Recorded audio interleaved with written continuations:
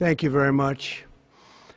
A short time ago, the U.S. military carried out কিছুক্ষণ পূর্বে যুক্তরাষ্ট্রের সেনাবাহিনী ইরানের শাসন ব্যবস্থার অধীনস্থ তিনটি গুরুত্বপূর্ণ পারমাণবিক স্থাপনায় ফোর্ডো, নাতাঞ্জ ও ইস্পাহান অত্যন্ত নিখুঁত ও সুবিবেচিত আঘাত এনেছে।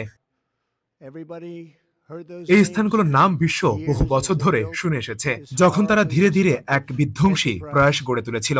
আমাদের অভিপ্রায় ছিল ইরানের পারমাণু সমৃদ্ধকরণ ক্ষমতাকে সম্পূর্ণরূপে ধ্বংস করা এবং সেই হুমকি নির্মূল করা, যা বিশ্বের প্রধান সন্ত্রাস ও প্রয়াসদানকারী রাষ্ট্র হিসেবে ইরান বহন করে চলেছে। আজ রাতে আমি বিশ্ববাসীর সামনে গর্ব ভরে জানতে পারি এই অভিযান ছিল এক অনন্য সাধারণ সামরিক সাফল্য। ইরানের মূল পারমাণবিক কেন্দ্রসমূহ একেবারে নিশ্চিহ্ন করে দেওয়া হয়েছে। এই মুহূর্তে ইরান যে দীর্ঘদিন ধরে মধ্যপ্রাচ্যে অশান্তির আগুন জ্বালিয়ে রেখেছে, তার উচিত শান্তির পথ বেছে নেওয়া। অন্যথায় যা ঘটেছে ভবিষ্যতে তা হবে আরো ব্যাপকতর এবং অনেক সহজতর। 40 বছর ধরে ইরান গর্জন করে চলেছে, আমেরিকার মৃত্যু হোক, ইসরায়েলের মৃত্যু হোক, তাদের হাতে নিহত হয়েছে আমাদের মানুষ। রাস্তায় পুঁতে রাখা বিস্ফোরণে ছিন্ন বিচ্ছিন্ন হয়ে গেছে দেহ, হাত গেছে, পা গেছে। এটাই ছিল তাদের কৌশল। আমরা হারিয়েছি 1000-এর বেশি মার্কিন প্রাণ, আর মধ্যপ্রাচ্য ও বিশ্বের নানান প্রান্তে আরো সহস্র প্রাণ হারিয়েছে তাদের ঘৃণার আগুনে। বিশেষ করে তাদের কুখ্যাত সেনাপতি কাসেম সুলাইমানের হাতে বহু জীবন নিভে গেছে। আমি বহু আগেই স্থির করেছিলাম এই দুষ্কর্ম আর সহ্য করব না, এবং আজ আমি জানাচ্ছি এই সহনশীলতার অবসান ঘটেছে। এবার এর শেষ শুরু হলো।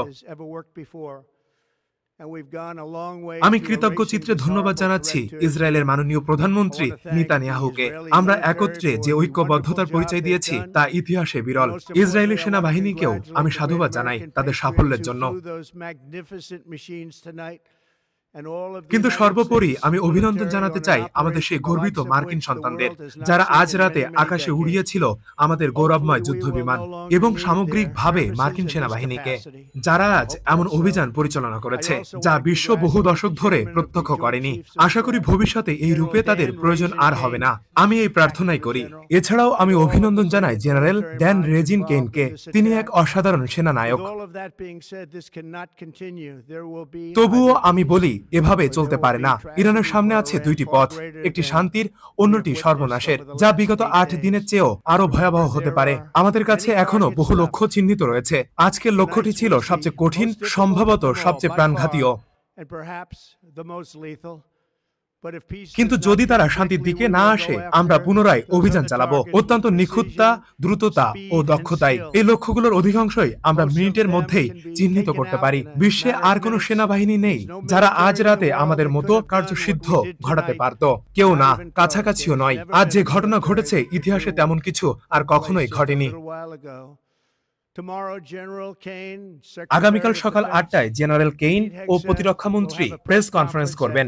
আমি সকলকে ধন্যবাদ জানাই, বিশেষ করে আমি কৃতজ্ঞ ঈশ্বরের প্রতি। আমি শুধু বলতে চাই, আমরা তোমায় ভালোবাসি। আমরা ভালোবাসি আমাদের মহান সেনাবাহিনীকে। তোমার ছায়া দিও তাদের উপর।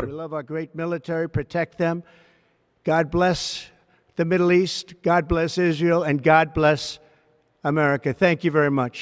Thank you.